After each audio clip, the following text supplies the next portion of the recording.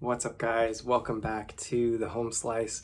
I have uploaded a video today. It'll start in just a few seconds, and I wanted to just explain that I actually came to this realization that, oh man, some of the plans I've had and my dual grit sharpening, it's it has some real fail points and it has some real limitations. Which is not to say it never works and isn't good necessarily, but it's to say it's really unpredictable. And I became really discouraged about that at some point, and I filmed this video, so it's about to start. But I just wanted to let you know, because I have the best viewer base on YouTube, because you guys are awesome, that I was filming things in sequence. I couldn't publish this for a little while because I filmed it and I referenced the series that I'm in right now with the videos that I'm publishing up about the paramilitary 2 versus everything. And it has information about that, so I didn't want to publish it at the time. I wanted to publish it in the sequence that I filmed things. But I just wanted to let you guys all know that I was really emotional on the day that I filmed this video. I've gone over do I refilm it? And because I'm doing better now. I'm okay with it now. I'm doing fine. I don't want to make people worried about me. I don't want to do clickbait because I think that's really lame. But I came to the conclusion that it's okay to share things out of the journey of your real life, and I was discouraged about it. Not to mention there's a decent amount of valuable information, I think, in it about the journey and about dual grit sharpening. So I've decided to share it. It's going to play in a few seconds, but for those of you who are devoted viewers of mine, I just wanted to come back here in the present and be hey, this is Gabe in the present, today. Well, probably 2 days ago when the video publishes. But right now, I'm doing really good. I appreciate you guys and your care and support, and you're watching the channel, and the channel's not dying and going away. And yeah, I'm fine. So I just want you to know that before you watch this video. And if for those of you who want an extremely long form, very, very real and present analysis of where I'm at with my sort of beliefs about sharpening and transitions that I'm going through, here it is. Well, friends, welcome back to the Home Slice. I've been putting off making this video because it's just a bit humbling and strange to come to the end of a long project and not necessarily have the things to show for it that you had hoped for. First off, I'll just say sorry. I've been getting these acne breakouts because when I wear my sunglasses and eye protection working outside and hot, sweaty days, my skin just breaks out a little bit. But anyway, so I'm going to keep this video's format really casual, and I'm not going to cut it off in terms of time frame, because there's been a lot of you who are viewers, the faithful viewers, you guys are legends, who just deserve a really full update on what's going on, what I'm thinking with my research, and where things are headed or not headed. So I just want to give the disclaimer that this video is going to be kind of longer, probably. I don't know exactly how long. You can look at the timestamp. But if you're worried about it, then the sort of TLDR is that I invented this sharpening method 7 years ago. It's going to be a strange video if you don't know that, where you sharpen one side of a knife edge with a coarse, chunky stone and one side with a fine. And it does some amazing things, and I have been researching it more intensively for the last 5 years. And if you want the basic core results of the video without getting into the minutia of the story, basically, as of now, I think I am pretty firmly discovering that my sharpening method is amazingly inconsistent. And while it's not entirely recommendable, as I'll get into later, I do choose those two separate words purposely, each one, because when we sharpen this way, which has come to be known as dual grit sharpening, it sometimes does these amazing things. Certain steels, certain stones that you sharpened on, and for certain tasks, it just outcuts everything. And if you look into some of the science of why, it really is kind of astounding the things that are going on in terms of microphysics with this style of sharpening. But I also choose the word inconsistent because I have been analyzing it for the last few years, and I'm just coming to the conclusion that it's not super reliable, and therefore I cannot train or recommend it in the way that I thought that I would, or in the way that I have in the past. So anyway, if you're a critic of me visiting the channel and you've always thought it was a bunch of hogwash, I suppose this is really me admitting that there's some degree of truth to the skepticism. If you're a fan and you're like, I've been here for the whole journey, Gabe, and I sharpen my knives dual grit, then like if you found a method for the steels that you use and the stones that you have that works well, like, I mean, don't stop. It does amazingly well sometimes. But I think I sort of have to reckon with in my journey that it's not universal. And so in order to get to the conclusions that I've come to in more detail, I'm going to take you guys through the story of what's actually happened in my life. Because usually on YouTube, you catch a video here, you catch a video there. But hey, if you want to know me, you're here for this video. We're going to go through the story. So my knife journey started with my grandpa. My grandpa was a legend. He was a Coast Guardman, marksman, outdoorsman. He was so cool. And he introduced my brothers and I to outdoors pursuits, including marksmanship with firearms and cleaning guns and being safe with them, and knives and really basic sharpening concepts and being safe with knives. I'm sorry, had to pull the curtain because the light is getting like a bit overkill. So Grandpa bought me my first Bowie knife, and we took it camping, and so many good memories formed around outdoorsy things. And so the journey of enjoying knives and that being a place of connection and fun for me started with Grandpa, but my sharpening journey started with Murray Carter. I'm a native to Southwest Washington State, and at the time that I was beginning to get more into understanding about steel and these different dynamics of what goes into sharpening, Murray Carter had moved to Portland, Oregon, and was holding these open shop nights. So I went down and watched Murray Carter fold some Damascus steel, and my mind was just blown. And I found out that Murray at that time had a sharpening series, and I really appreciated it. All of my foundational sharpening knowledge came from Murray. And while I differ in some of the stones that I use now and some of the techniques that I utilize, I'm really thankful for Murray's work in so many ways, because he really was willing to step forward and be someone who's like in the spotlight, who's willing to share what they know. And he really demystified sharpening for me. He really showed me that it can be done by normal people, that hand sharpening is not a lost art. And that's where I started. And so I bought some Japanese King brand soaking whetstones, and I started sharpening everything. And I got into knives, and I was buying these like Kershaws and 14C28N, and they'd often take quite a nice edge on the King stone. But I started longing for like more edge retention, you know, but I couldn't afford at that time any nice knives. So I bought a Benchmade mini barrage that somebody had broken the tip off of. And I reprofiled the thing into a sweet like harpoon tanto. And I had this micro harpoon tanto mini barrage.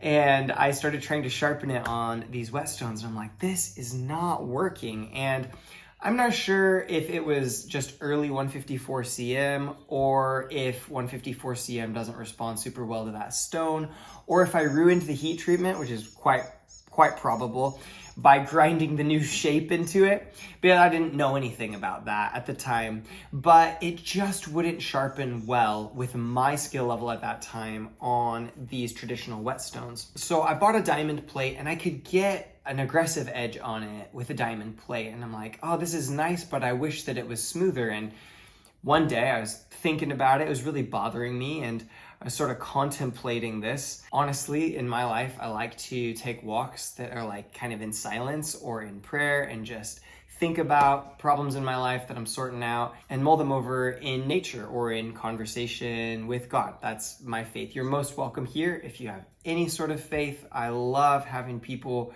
of all different walks of life and cultures on the channel, so please feel most welcome. But that's what I was doing at that time. I was having a prayerful, quiet walk, And I had this thought, this idea, oh, an edge has two sides. Like, what if I just sharpened with my coarse diamond stone on one side and Murray's 6,000 grit kingstone on the other? What would happen? And I sharpened that knife and other Benchmades that I had trouble with getting a really good edge off the water stones.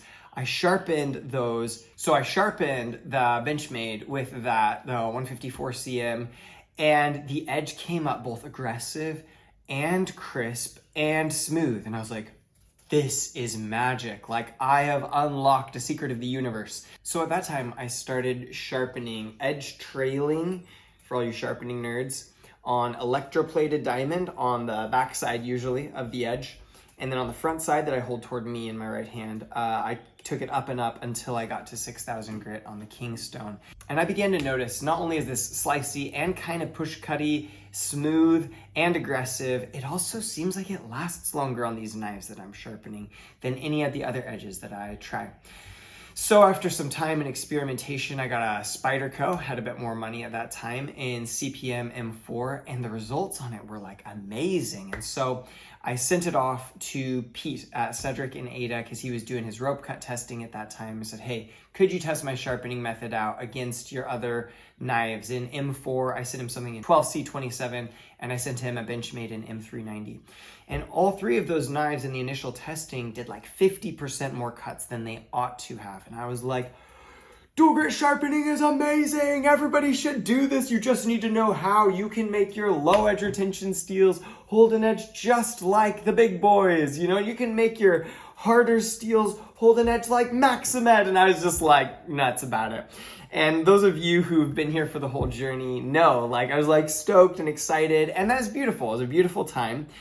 But I ran into some experiences that were sort of shaping, and it's like, oh, like, should I be promoting this universally? So the first thing that happened was I got some Maximet and I got some CPM 4V, and I got some Veneve resin bonded diamond stones. And I was like, I'm going to do new style of dual grit edge on these, and it's going to be amazing. So I sharpened them up to the best of my sharpening ability at that time and sent them off to Pete again.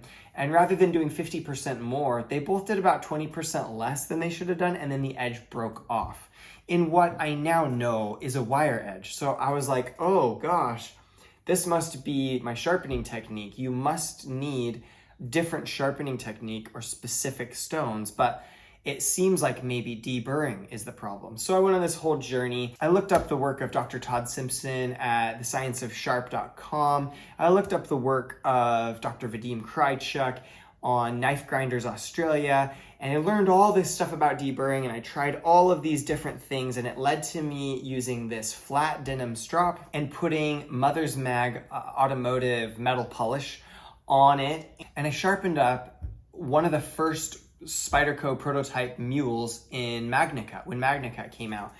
And I stropped it on this new strop to try to deburr it, and I sent it off to Pete. And it again did like 50% more or 60% more than it should have. It cut 1,550 cuts. Now within the storyline, okay, keep in mind, this is before Sean Houston, Triple B, came out with his 15V and Spyderco models that did like over 2,000 cuts. And so the highest performing steel, like excluding your like high impact ceramic that's fairly untouchable by anything but Sean Houston in Pete's testing, the next best performer was like your Sandrin tungsten carbide and your Rex 121. And at that time, they had done 1,540 cuts on Pete's test. So this Magnicut Mule I sent in does 1,550, and it's the longest lasting at that moment steel edge that Pete had ever tested. And I was like, deburring is the secret. Like, we all just need to use flat denim and dual grit, and it's gonna be the best time ever. So I was going gung-ho on that for a while. But I ran into some issues on different steels. It's like this exact same sharpening method does not yield uniform results. So I set off on this series where I tested all these Victorinox knives because I was like, maybe you just have to have the perfect stone combination. So those of you who went with me, I tested all these different stones in combination with one another. And again, A lot of them did kind of but a couple of them did really amazing. Like these Victorinox knives were cutting like 11, 12, 13 times through a 40 millimeter rope, when the normal amount for that steel would be 1 to 3 cuts. You'd be toast. That's before they reach 400 grams on a best testing device, which I had purchased at that time. So I get in these crazy results, and the best performing results was on a Spyderco CBN stone and a Suhiro Serax 3000 grit. Those were the 2 stones that I used for the coarse and fine. Spyderco 400 CBN, Suhiro 3000 grit Serax. And the denim strap, and I'm like, this is the new gold standard. I found the perfect stones. This is gonna work on everything. Well, I had some friends send me some Vanex steels, very high carbon, very high nitrogen, and I sharpened the Vanex up with the golden perfect stone combination, and it didn't do well. It did less than the Victorinox knives. You know, the Victorinox knives should do 3 and they're doing 13. The Vanex should do like 15 at least, cuts through a 40 millimeter manila rope. And it's pulling these like 7s and 8s. And I'm like, that doesn't add up. That doesn't make any sense. So I was like, well, maybe just for your high carbon steels, you need to use all diamond. And maybe the fact that the Serax stone isn't a diamond abrasive is the problem. So I took the Vanex and I did 250 grit diamond on one side, and I went all the way up to 3 to 5 micron in the Veneve bonded stone on the other side for the fine. And it did 20 cuts. And I'm like, we're sorted. It's just that you have to do diamond on harder steels. You got to do traditional stones on your Victorinox and similar soft steels. And then everything's happy with dual grit. I also was sent some stropping compound by Max at Stroppy Stuff. And that also was what contributed to Vanex deburring finally, properly, and got me a really good results. So I should mention that, because Max sending me stropping emulsions that I couldn't afford at that time was a really big part of the journey of finding success in some of these steels. Thanks, bro. Well, the next set of problems evolved when I wanted to do this fun EDC tournament. So I'm like, I'll get all the knives that I have that are interesting, and I'll pit one against another and choose a winner, and then put those winners against each other until there's only one. And it's a fun idea. It's been a fun idea. I still have another series or 2 of that coming up. I've had a lot of fun with the tournaments. However, in the series, I'm trying this CBN and Suhiro combo on the softer steels. I'm trying this diamond combination on some of the harder steels. And to be honest, everything that I sharpened on the CBN and the Suhiro Serax stone, that combination that did really good on the Victorinox testing, every time I use it on a steel harder than Victorinox and go put it to real world use, the edge would fold over and snap off. It would snap off really fine, like it was a foil burr, so much that I could like strop it back to where it would shave. But when an edge is a foil and it breaks off square and you strop it, you essentially create a really obtuse micro bevel, so that edge wouldn't last in a satisfactory way at all. And I was like, oh my goodness, my perfect stone combination is not working. Maybe EDC knives, you just need to do all diamond. So I did all diamond for a while. But I thought, hey, maybe different steels just need to be paired with a specific kind of stone. And if you get the right steel and the right stone together, then you can have the best edge ever. And based on this premise, I planned to do a service to the community and test out different steels with different stones and figure out what was the best for each one, and then provide input and instruction that's personalized to different kinds of steel, like how to sharpen this steel and that steel for the longest edge retention. As I started that journey, I found I got some really good results, but I also found that some steels just liked a cloudy edge or a fine edge or a toothy edge better than a dual grit edge in real everyday use. They were more crisp, they were more stable. Certain steels took a phenomenal dual grit edge. I did the all diamond edge on a CJRB pyrite, and it had the most aggressive edge on that dual grit edge with those specific stones. And I was like, oh, I can do this. I'm gonna optimize stones to steels And then I thought maybe I'll just make a website and offer cheap little sharpening packages, and whatever your favorite steel is, you can go to that package, purchase that for a couple bucks, and then you can know what stones I recommend for that steel, what deburring, and what dual grit combination or other style of edge I prefer for that steel. And I'm just rolling along with this like steel and stone is the answer kind of thing. And I come to this point where in my rope cut testing, I finally make it to the Spydercos. And the Spydercos in my rope cut testing, rather than holding a 300 gram to 400 gram best edge, which is like from like mid working edge to dull, they held like a 200 gram to 300 gram best score edge throughout most of the lifetime of their cutting the rope, which is like from a fine, almost shaving edge to a mid working edge. And I'm like, oh, the answer is heat treatment. You just need proper heat treatment because Spyderco does such good heat treatment. And if I put dual grit edges on Spydercos, they cut the rope forever. And so I started sharpening up all my Spydercos to the best of my ability with dual grit edges and trying to select ones that would be good for them. And 3 knives into the Spyderco EDC tournament, which I'm in the middle of filming now, I hit my Crew Carta Paramilitary 2. And like the second or third cardboard box that I cut up, which is way too early, the edge just rolls over. Like I can feel it rolled over, like my fingers scraping it when I touch it. And I'm like,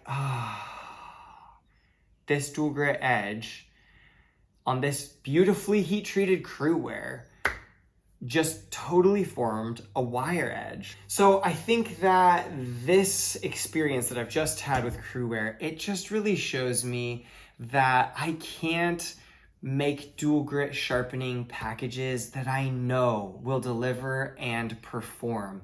There's too many variables, there's too much microphysics, and dual grit sharpening can be useful. If you stumble across a specific thing that works, it can be super useful. But I don't know what to tell you guys to do with different steels to get the best results. And it's a little embarrassing and vulnerable to admit that, but it is the truth. And I come to this point where I'm like, I wanted to do a website where I offer a direct service that makes money. We're moving back to America. I don't know what the future of the channel is going to be like. And I was like, maybe I could make more money doing knife things and provide a direct benefit to people by selling these personalized sharpening packages. And I just hit this, and I still may do some version of that, like sell a spreadsheet that has my favorite edge for all kinds of different steel in simple form so you can know what I've had the best results with. But I just find that I can't sell individual steel packages as like a one and done deal with integrity because I don't know if it will bless you or if your crew wear is going to roll over an edge because I didn't isolate every microscopic variable. And my research for the last couple of years just hasn't unlocked a key that really gives me confidence that it is going to work out well for you if you sharpen in this particular way. At the same time, at the filming of this, Alex over at Outdoors 55 is coming out with this phenomenal research on like edge leading strokes and basically like which diamond plates are for the cheapest money, have the lowest grit contamination, and he's getting these hair whittling edges and he's teaching people how to sharpen a wide variety of steels. Like the edges that he's promoting work across a huge bandwidth of the steel possibilities. And he's doing it simply and effectively and reaching thousands and thousands of people. And I think that honestly, people like that have a more effective reach. Like they're able to share something widely that works on a lot of different steels that helps a lot of people. So the slot that I was hoping to fill is sort of getting filled with this other thing, which I'm stoked for. I'm stoked for people to learn sharpening and get engaged with it and try to get it hair whittling or whatever. And I'm stoked for people to spend less money on stones and enjoy their knives more. But Alex is doing it better than I can at present. And so I really feel this sense of like, oh, like this is the end of my first sharpening journey. Which is not to say it's the end, but my journey with dual grit is wrapping up at this stage. And I'm moving on in terms of I'm still gonna use it, but I'm not going to universally promote it, try to figure it all out, try to fix every problem with it. I think it's a really complex thing. Sharpening, deburring, different steels, different abrasives, it's a really complex thing. And I've had a lot of fun. I've learned so much. Like the overall project goal, I think you could comfortably say was a failure to reach what I wanted to reach. But the journey's not been a failure. Like I've learned so much about deburring, and my edges are so much better than they were. All my edges, my fine edges, so much better than they were.